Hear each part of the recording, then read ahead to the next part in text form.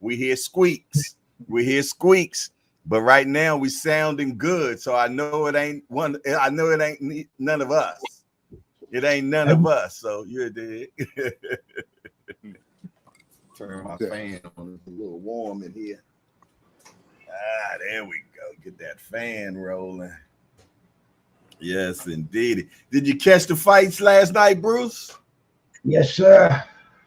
Good. The entire card, great. We're going to be talking about Andy Cruz tonight. We're going to talk about Andy tonight, man. And, I want to get your opinions on what y'all think about him. Also want to get your opinion on where do you put him in the 135 right now? Being as though that was his third fight. He started out his debut with 10 rounders, you dig, which is something you don't normally hear of, man. But he started out with 10 rounders. This is his third 10 rounder. His last fight, he stopped this guy. But last night, he couldn't stop the guy. And I wonder, was the guy just ultra tough? Or is Andy Power just on mid, man? We're going to talk about all that today, man, for sure. For sure. Look at Thomas Hill starting stuff. He talking about hit that link, mama dude.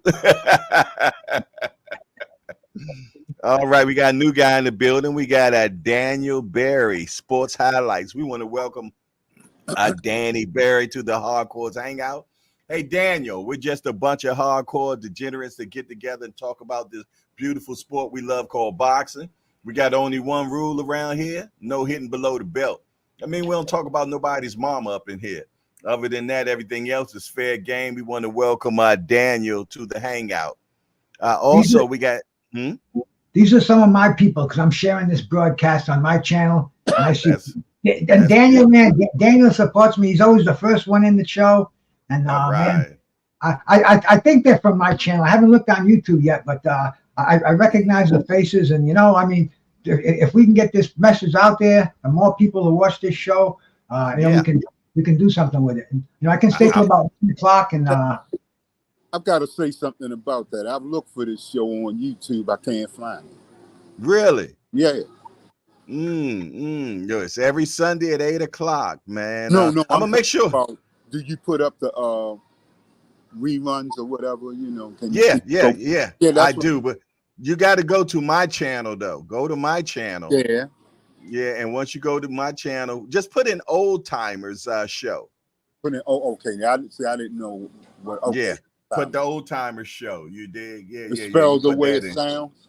Yeah, OLD Timers. I spelled TYMERS instead of TIMER. Okay. I'll make sure that I get your number before I get out of here. Okay. So, no problem. So that way I'll be able to send you the link every time because I send the link out. Okay. And Bruce, I gotta get your number too, Bruce, because I don't have your number either. 401-297-7413. Write it down, bro. I don't care who gets it. I'll just block them, bro. Hold on 1 second, then let me get that real quick. All right, what is it? 401 297 7413. There we go. And if you're getting that out there, ladies, be careful. My wife listens to my phone, so all right, I got you locked in now, Bruce. I got you. So yeah. Yes, indeed. Who else? What'd you say? I was gonna say if you want to take mine. Okay. All right. Hold on 1 second. Let me hold on. Okay. What is it? 443-326. Oh, you're moving too fast for me. 443. Yeah. 326. 6313. Bet. I got you. All righty. Okay. Bet. Who else? We got some new guys in the building. We got Rodney Evans, aka Hot Rod, is in the building. We want to welcome Rodney. Good. We want to welcome Rodney Evans to the Hardcore Hangout. Hey, Rodney, we just a bunch of hardcore degenerates to get together and talk about this beautiful sport we love called boxing. We only got one rule around here: no hitting below the belt. I mean, we don't talk about nobody's mama up in here. So we want to welcome Rodney Evans also to the Hardcores Hangout. He says, salute OG Bruce. Obviously, he has came in by way of Bruce Gas, Jazz, and more. You dig? Yes, indeed. We got Demetrius Bright in the building. We want to welcome Demetrius Bright to Hardcores Hangout. We just a bunch of hardcore degenerates that get together and talk about this beautiful sport we love called boxing. We only got one rule around here, Demetrius, no hitting below the belt. I mean, we don't talk about nobody's mama up in here. Other than that, everything else is fair game. We want to welcome Demetrius into the hangout as well. Who else we got in here? I see a few new names. Yes, indeed. We got the Drunk Irishman. I've seen the Drunk Irishman in here before. So salute. Welcome to be back. That's one of my boys too. That's one of my boys too. And he is definitely, absolutely 100% Drunk Irishman from Ireland.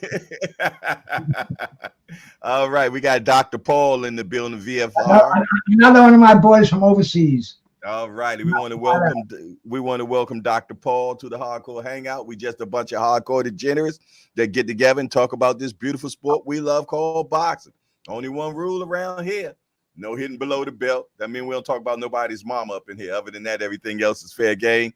We want to welcome into Dr. Paul into the hangout, man, for sure. Lonnie Lee, my brother from another mother, is also in the building.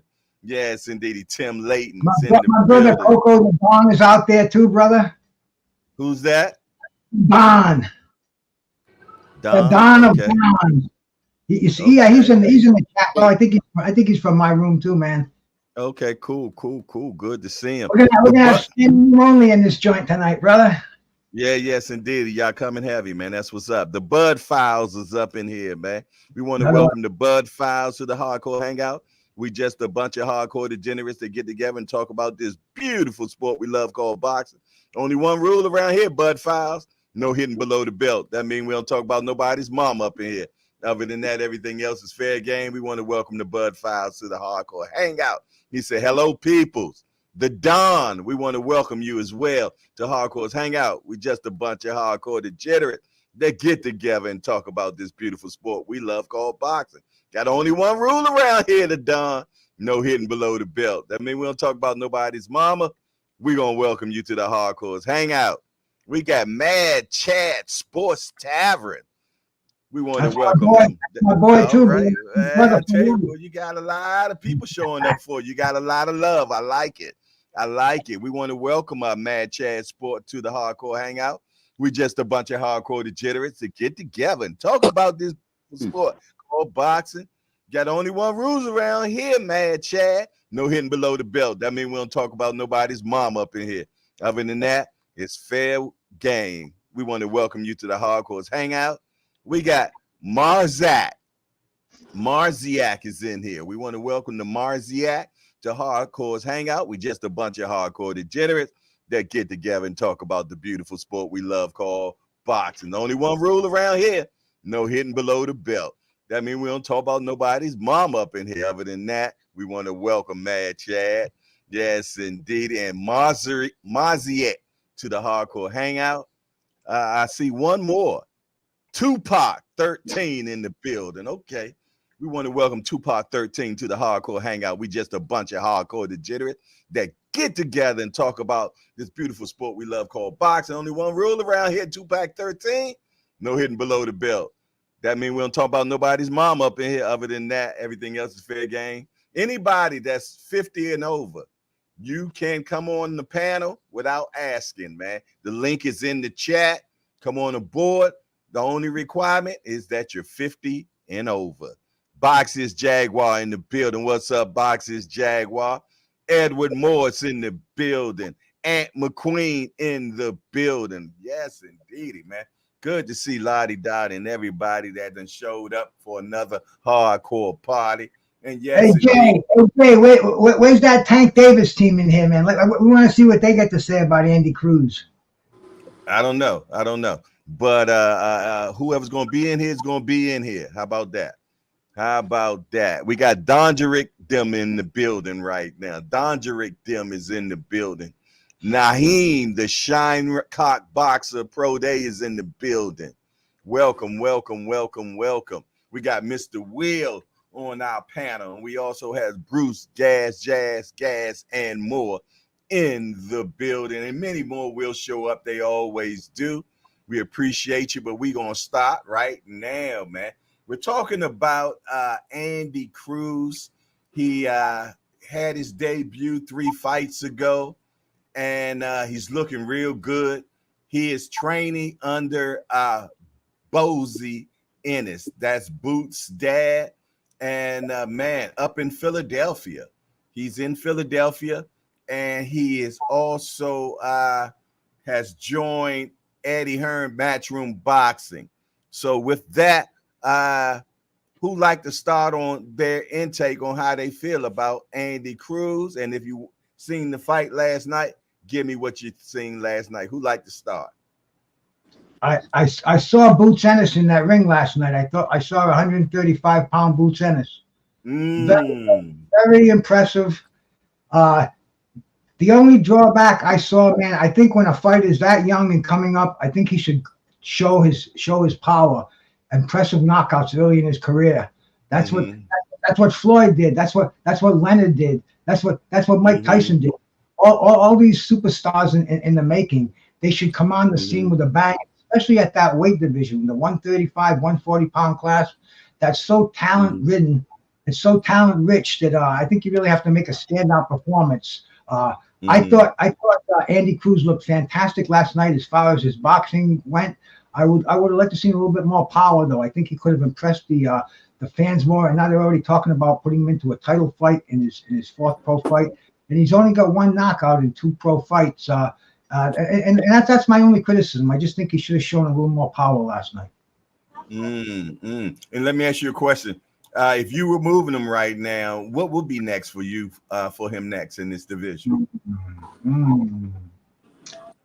Man, you got a lot of these up and coming young fighters coming out, but they're portraying he's already a seasoned veteran in only 3 fights.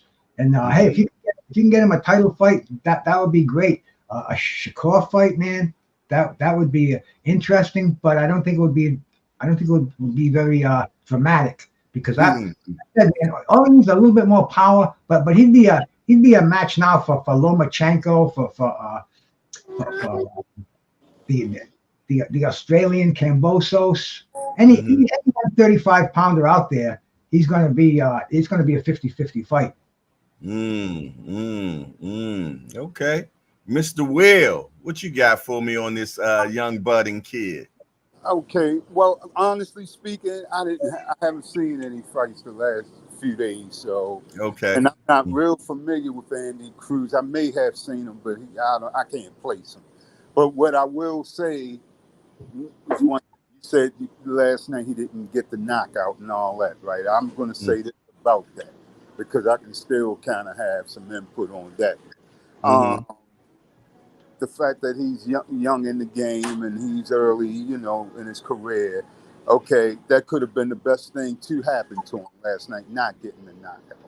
And why I'm saying that, because sometimes these guys start out with a string of knockouts early, and then, of course, they're being spoon-fed early anyway, and let's not get that twisted.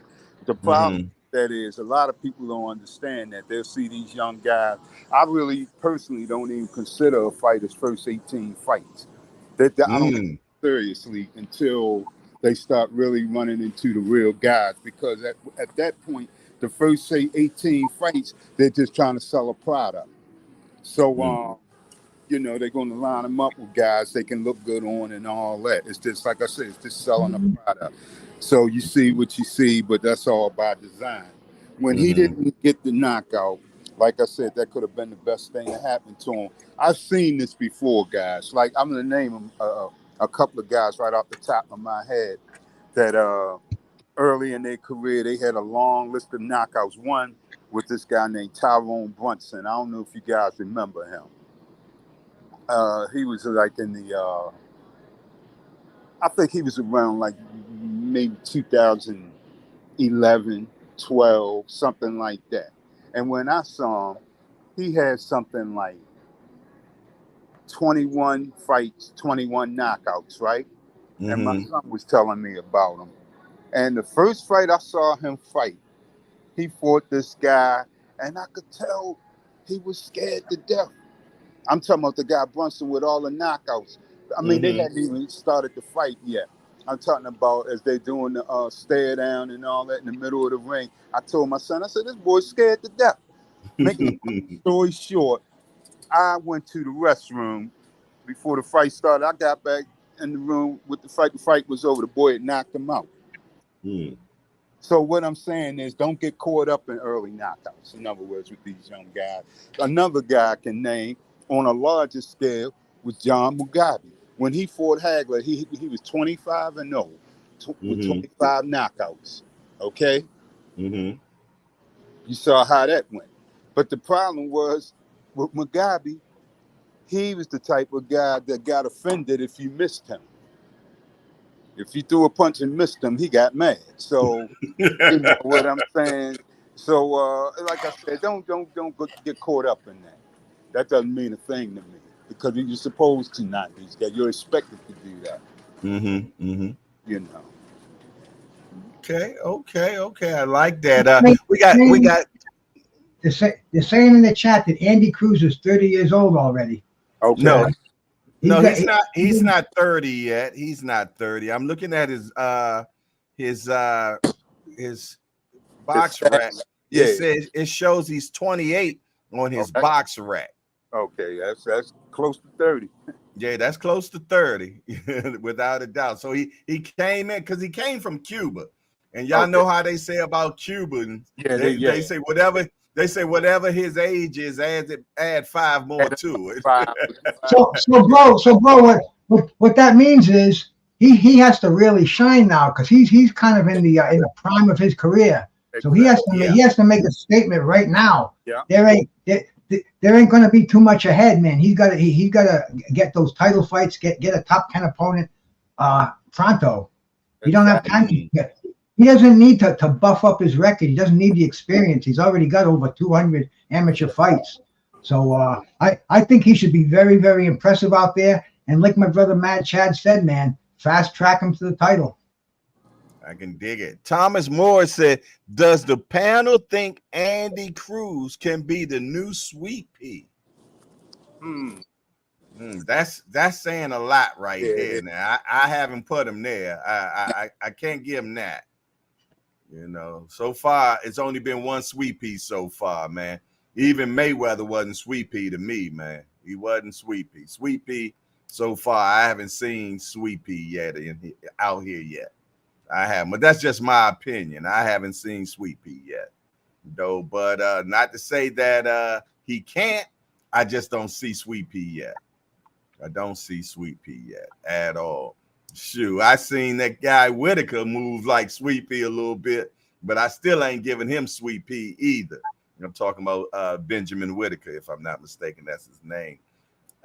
So the last time that Andy Cruz lost was in 2021 in his amateurs. He lost a total of 4 to 5 fights.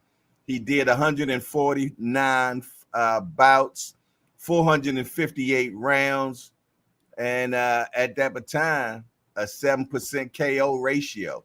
So he was never known for his punching power. But then when you think about the amateurs, man, it's a little bit different anyway. The scoring is totally different.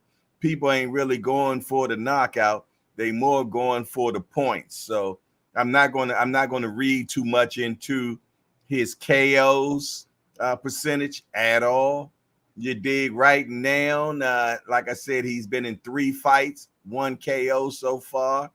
So that's probably taken him to percentage-wise, I don't know, well, maybe 30% right now, 33%, something like that.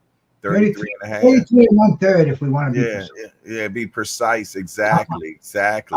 I got a computer up here, man. I used to be a nickel bag dealer in my younger days, so I had to be fast. Who wasn't? Who wasn't? Yes, indeed. Back in the day, they said I wanted it to be that thick. If it ain't that thick, you remember that? You remember that? Going back to the Manila envelope days. look, and triple and folded 3 times. Yeah. No, look, I knew a dude you could only get one fold on his. I'm dead serious. Look, I sent some guys to him, and they started, dealing off of his bags. I can believe that. That's when the fold started off of his bag. How about that? All right, now I'm gonna give y'all my opinion on Andy Cruz, man. I like Andy Cruz a lot, and I'm so glad that he went to Boise, man, because Bosie's gonna make sure that this kid is sitting down on his punches and he's turning them over correctly and that he's punching correctly. So whatever punching power he's gonna get out as much as he can, because he's gonna make. Because I'm gonna tell you, the only thing punching power you're born with. Yeah, you're born with it. You can't just You can't teach that. You know a guy a few years ago. I really wish somebody could have grabbed him and taught him how to punch correctly, because I think he was an excellent boxer. He was the James Toney. When I use that phrase, do you know what I'm talking about? No, Lights out. Lights out. No. He said the Mexican James Toney. Oh.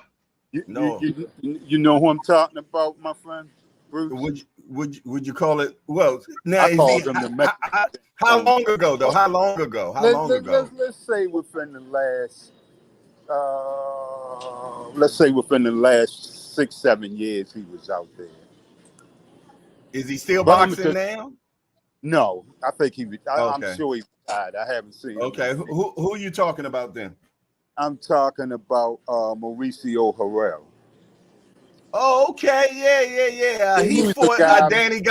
He fought Danny Garcia, right? And beat Danny Garcia and got robbed. Yeah.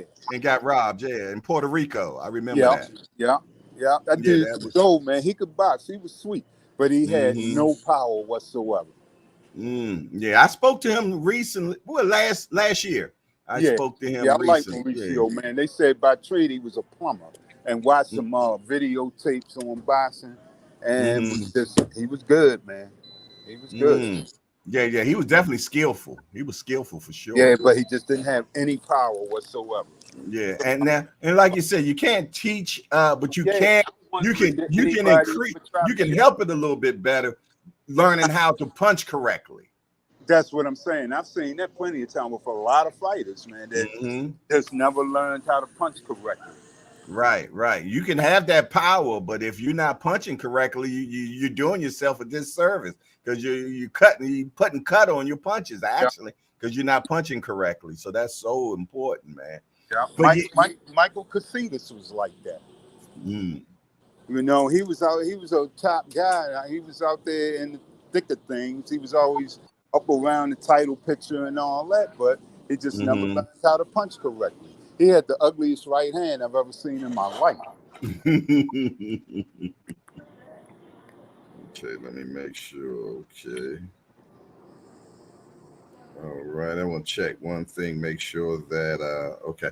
Yeah, but yeah, man, I enjoyed his fight last night, man. I like I said, everything, man, I gave him an A on, except punch power.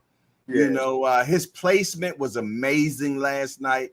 His defense was, oh my goodness, he was picking shots off, man. I mean, the guy did everything great. Footwork was nice. Cutting off the ring was nice. I mean, I really enjoyed everything about him last night. It was definitely a enjoyment watching him in the ring last night. I'm gonna be truthfully honest. Ring generalship, everything was on par. If I were to want him to get better, I would want him to sit down on his punches a little bit more. Want him to throw more combinations as well. He had more of a Mayweather-esque, where he did a lot of pot shotting, but he didn't. I think if he had started putting the punches together, I think he would have maybe got the guy out of the fight last night. Yeah, I think if he, I really think Okay. Okay. We hearing noises already. Look who walked in the building. What's up? How y'all doing? That's my man. What's up, Kenny? How you doing, bro? I'm all right, man. What's going So on, man? brother Kenny. Thank you. Hey, Kenny, we talking about Keyshawn. I mean, not Keyshawn. Andy Cruz last night. Did you get a chance to check his performance out? No, I was at the local fights here in Baltimore. So I didn't see any of the card last night. Okay, but you have seen him so far, though, correct? Yeah, we went up about a month ago and sparred. Oh, that's right. That's right. Yeah. Y'all just went up there and watched him spar. Oh, okay, cool. No, cool, some of our guys work with him, actually spar with him. Yeah. Okay. Was that Noor that was sparring with him, or I'm not sure? It was a few of them. Noor. Okay. Quite a few of them sparred with him. Oh, nice. Okay. Well, tell me what you think about him. Move, dude, man. He's starting to set down more since he's been with Bozy. Bozy got him sitting down on his shots. Mm-hmm. Yeah. He got what it takes, to be world champion. So let me ask you a question. His third fight was yesterday. He went the distance with the guy. I don't know if the guy was just ultra tough or he punching on mid. I'm not sure because he tattooed the guy a lot last night, man. Really? He hit him with a lot of stuff, man. There wasn't no combinations. It was more pot shot. Right. He did. But he is sitting down on his punches better than what he was. He's coming out of that amateur style and really getting into a pro style now. I like him. I like him a lot. Where would you put him in the top 10 right now? Or do you put him in the top 10 yet? Not just yet. A few more fights, Okay. He got a lot of amateur fights. He's seen almost every style. Now it's just about getting more rounds in, Okay. Working with Bozy. Bozy gonna cover everything. Bozy gonna get him right. Bozy gonna get him right. Okay, but you're not putting him in the top 10 yet. Okay. Not just yet. Okay, that's good to hear. Bruce, do you put him in the top 10? I can't remember if you answered that for me yet. Well, the way that the ratings are run today, yeah, I could see him in one of the organization's top 10 easily. Okay. Cool. What was most impressive to you about him last night, Bruce? Well, like Coach Kenny said, man, I could see Bruce Ennis in that ring. I could see what Boozy had already taught him. He was just smooth, and he just seemed like he was levels above the dude that he fought. I think his name was Byron. I can't even think of his last name anymore because we will probably never even hear him mentioned again. But he was levels above, and you could see he was having his way in the ring after the third round. He was almost like he broke him down in his mind, made sure he wasn't going to get hit, but you could see him just analyzing him. And after the third round, he was in control. I thought he was going to stop the man, and I thought he would look much more impressive, especially early in his career. But I guess he was just happy to get the round in. Well, maybe the power's not there. I don't know, man. That's why it's going to be interesting to see him as he steps up in class. Right. Yeah, he's definitely. I think his next fight definitely has to. They have to step him up. I was going to my next question. Eddie Hearn said he's going for a top 10 opponent in his next fight. It could have been one of those things where he was purposely carrying him to the rounds just so he can get rounds in. So when the time comes when he have to do tough rounds, he'll be able to go the distance. Great point. Sometimes it's good to carry those, not get them out of it, just to get the rounds in, Mm-hmm. Do you let your fighters carry a fighter though? Couldn't it be dangerous? I mean, at that level, you get hit and there goes everything. Don't you want to take that man out when you can? It depends on the level of the opponent. You know what I mean? It could be a durable guy that's not a threat. I mean, anything can happen in boxing, but when you've been around boxing, you pretty much know.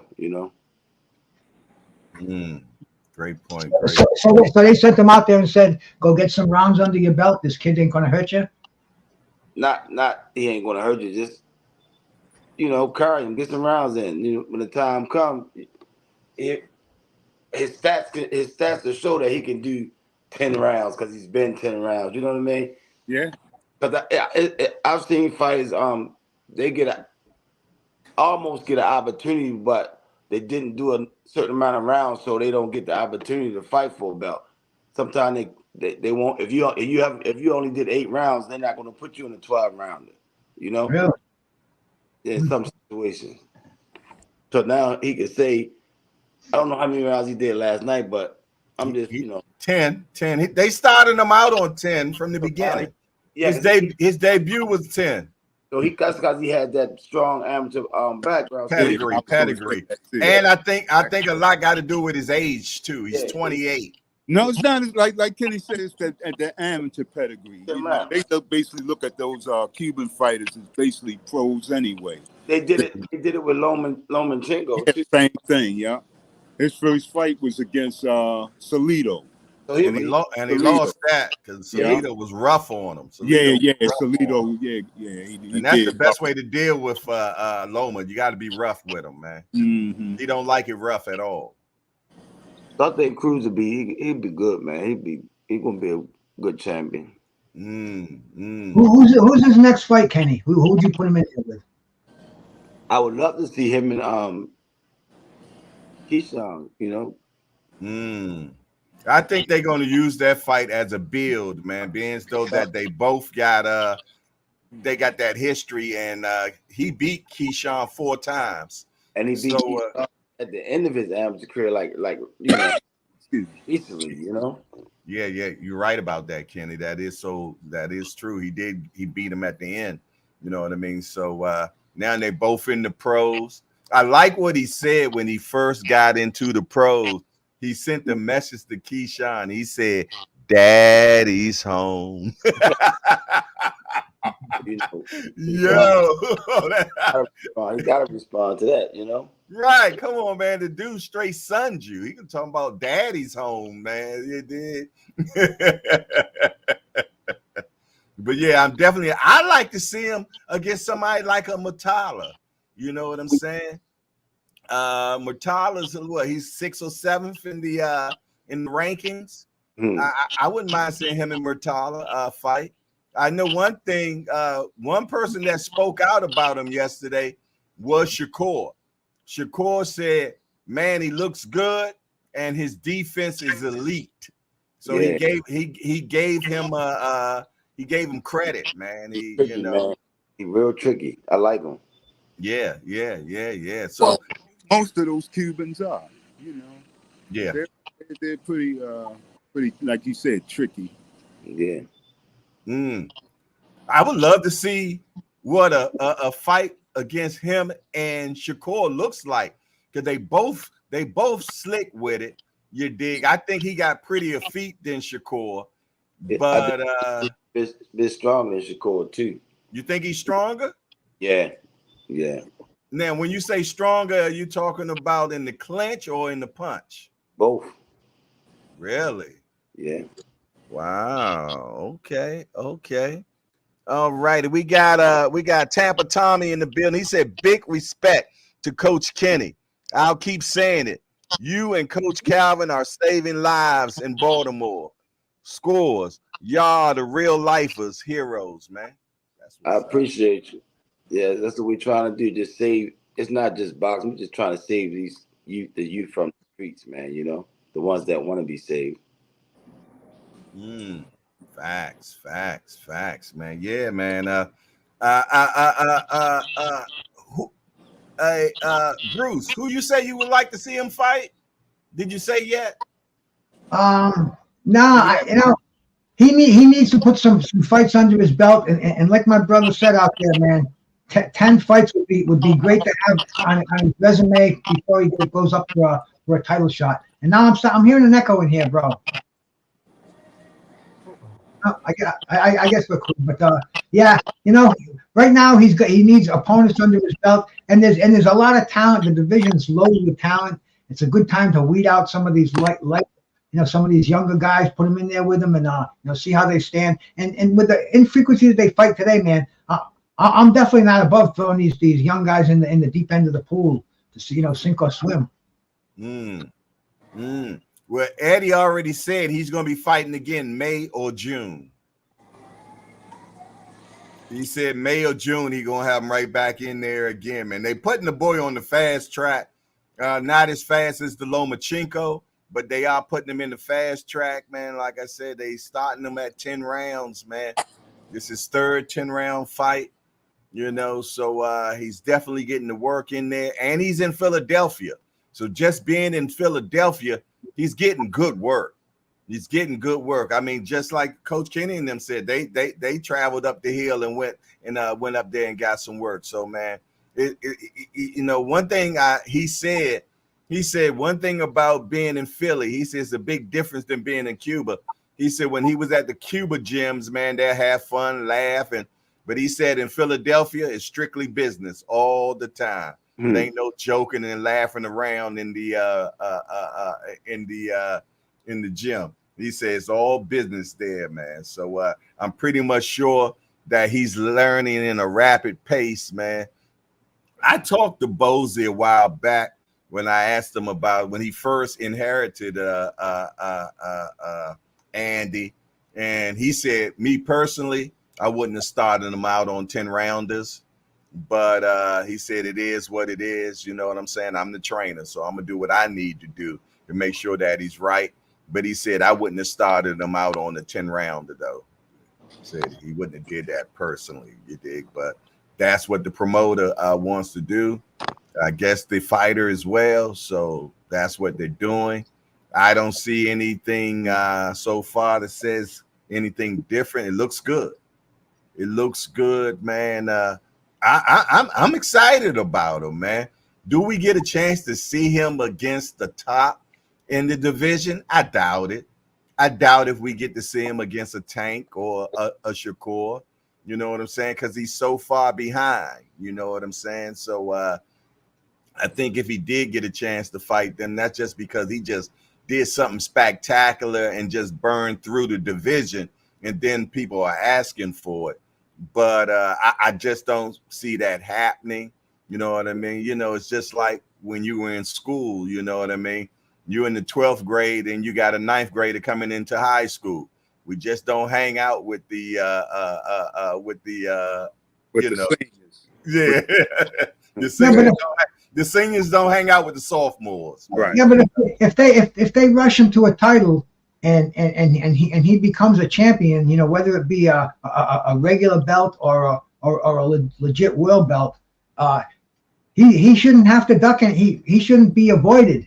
He should be targeted, man, because like I said earlier, they want to get him in major fights soon. He's 28 years old, and I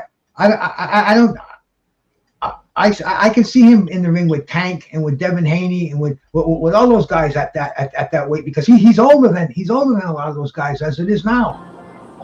So he definitely should be thinking about matching up with the elite at 135, 140 for sure, bro. Mm-hmm. We got a lot of background noise coming from somebody right now, and I don't know who that is. All right, just went away. Okay, all right, cool. But yeah, man, yeah, you know me, I watch two fleas on a dog fight, man. I'm interested, you know what I'm saying? But you know, and that's just how we get down. We want to see every damn fight as possible. But shoot, we can't even get the fights these days that we want to see right now. So for me to say that we're gonna get Andy Cruz right now in a Tank, or Andy or Shakur or Andy, shit. I don't even think we get an Andy and a Keyshawn this year, to be honest. You know, I'm just from what I've been watching, we don't get an Andy and a Keyshawn right now. And I don't think we get that to maybe next year. Yeah, you know what I'm saying? We get it next year. Yeah, exactly. You know what I'm saying? That's just how it runs, man. Because for one, the casuals got to know who you are. Because the casuals pretty much are the ones that paying the bills. The casuals and the Latino community is who they try to appease. You know what I'm saying? And the casuals don't know who Andy Cruz is yet. It's people like ourselves that's going to have to keep on talking about him for more people to know who he is. You dig? So that's the only reason why I feel though that we don't get those fights, because I really believe at this level nobody ducking nobody. They done fought each other in amateurs many a time, blase, but it's all about the business of boxing, man. And if it don't make money, you know what it is. It don't make sense. It is what it is, man. We can go to the mountain and scream till we get blue. You dig? Until it makes sense to the head, the bees, as Calvin calls them. You dig? It doesn't happen, man. So I'm more interested in a Shakur versus Tank right now. They both still stay in the same division. They the last two left of that class. You dig? So that's a fight I'm interested in seeing. And I hate to be I don't know. I'm gonna leave that alone. I just don't think it happens this year either, man. Well, they still talking about Frank Martin and Tank. Yeah, facts. And I think that's what we get next, personally. Yeah, that's still pushing it. Yeah, and I like that fight. First of all, Tank ain't fought in almost a year now. Yeah, no. You know what I'm saying? So I don't want to call Frank a tune-up, but it's definitely somebody you can loosen up on real quick. You dig? So and they got history. It ain't like they ain't been in the ring before. That's true. They've been in the ring together, and from what I understand, Frank said he held his own. Yeah, he's talking that talk. Yeah, exactly. Like, and Tank ain't gonna say nothing, man. You dig? Right. But yeah. Frank said he held his own. I like Frank. He's athletic. Everybody been talking about Tank don't fight no black fighters, no slick black fighters. Well, hopefully that be one of the guys that we do get. I don't know. You dig? I mean, I was told that was next. That's next. What I'm saying. That's what I'm hearing too. Yeah, I was told that. You did. But I tell you, another guy, Matias, is calling out everybody. Oh yeah, he trying. He wants all the smoke. Yeah, and that's 40 though. That's 40 though. Yeah, I'm just saying that. I'm just talking about the guy that's calling out everybody. And I'm waiting to see who's gonna answer. I like to know who's going to answer that bell. I know. Well, I think his main target right now is Teofimo Lopez. Yeah. I mean, yeah.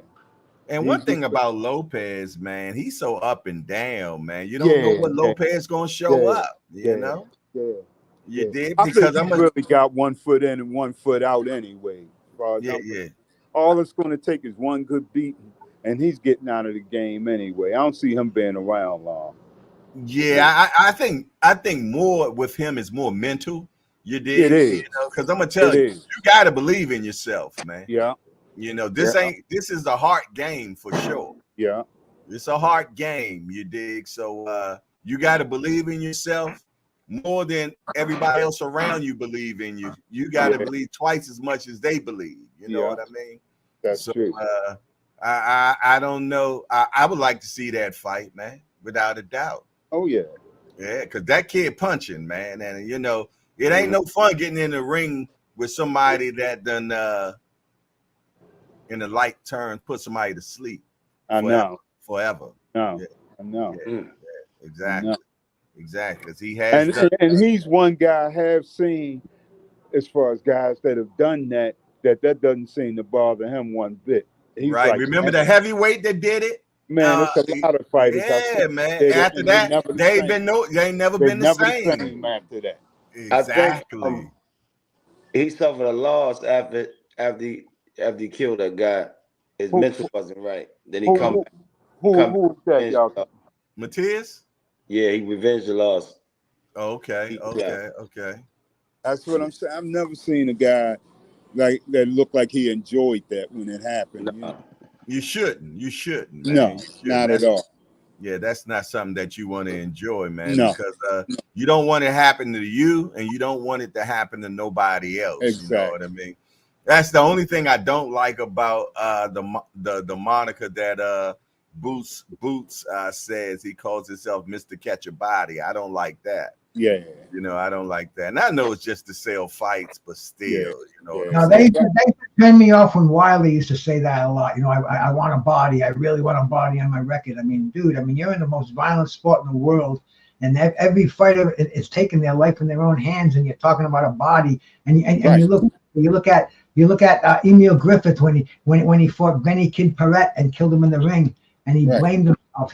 I think he scored maybe 3 knockouts after that in his next 10 fights, in his next 10 years of fighting. I mean, it takes a lot out of a fighter, and that's just a tragic thing. I mean, I saw Ray Boom Boom Mancini kill Dooku Kim watching him. Yeah, we all seen that. Yeah.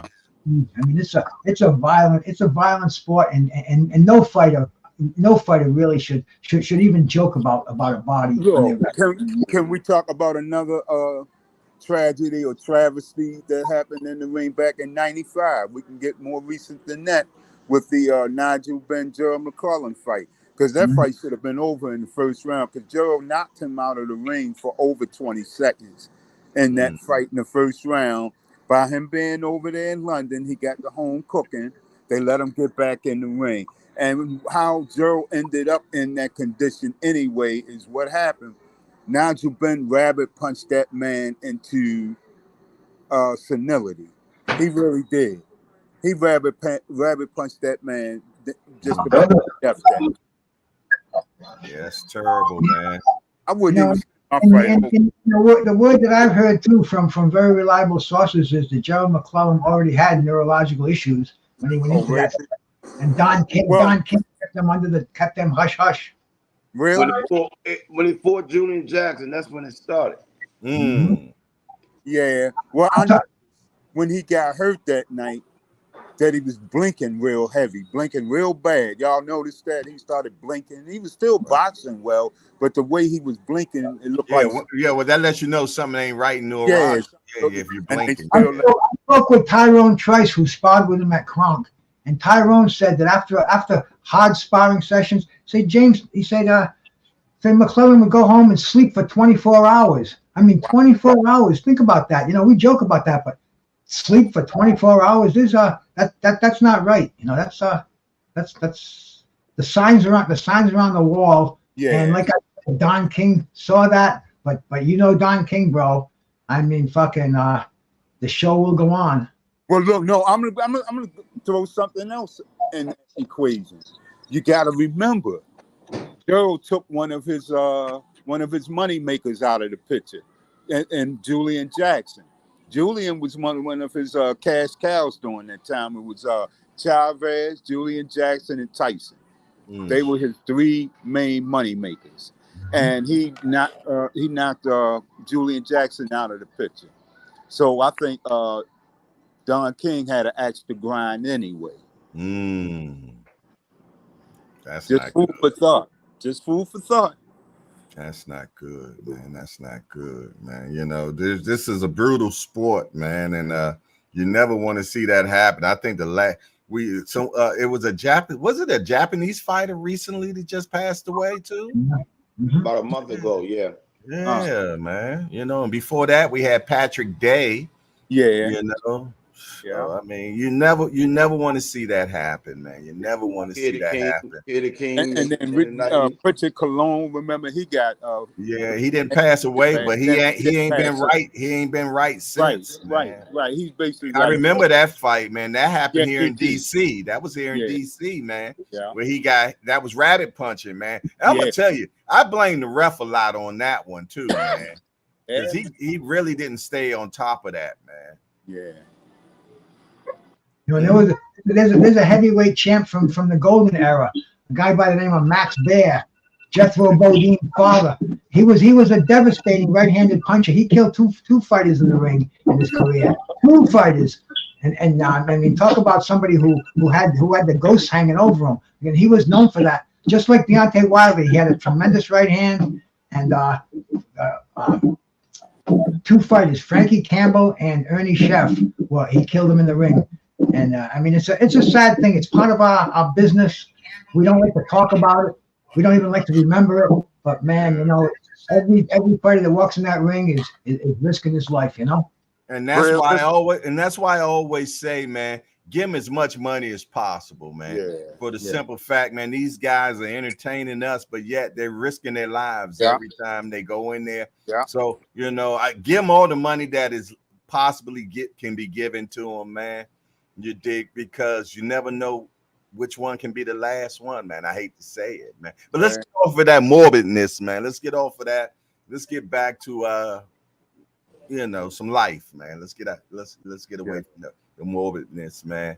And man, that the 135 division, it seemed like a few had moved up to 140, but we got some developing fighters down there in 35. You've got the Kid Austin, you got Keyshawn, you know what I'm saying, and we got Andy Cruz, man. So we got a new crop of 35 cats, man, that look good.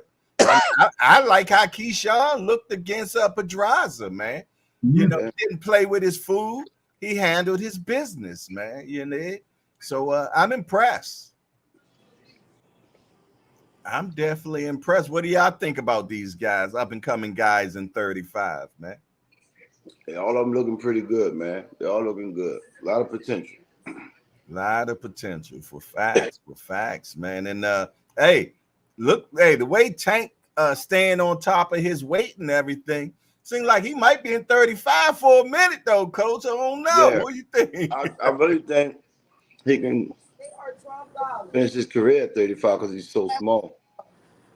It's smaller machines than that. Nobody want to hear that, though.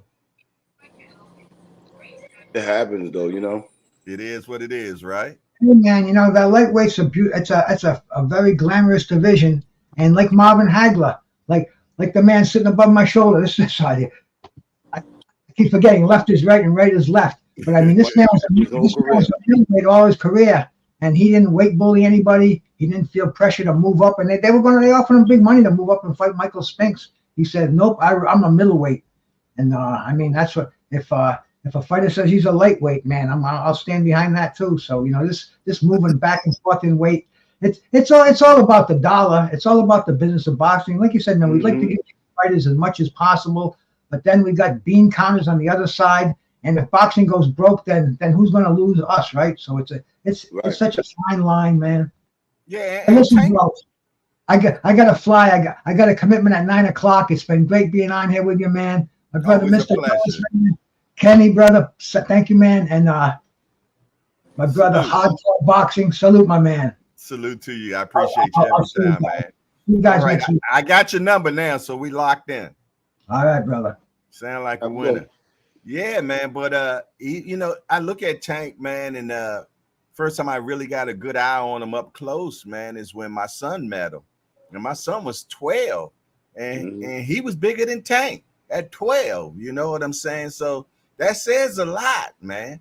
You know what I'm saying? I know everybody was like, oh, man, they was calling him the Butterball Tank. And, and that's when Tank wasn't, really doing what he's supposed to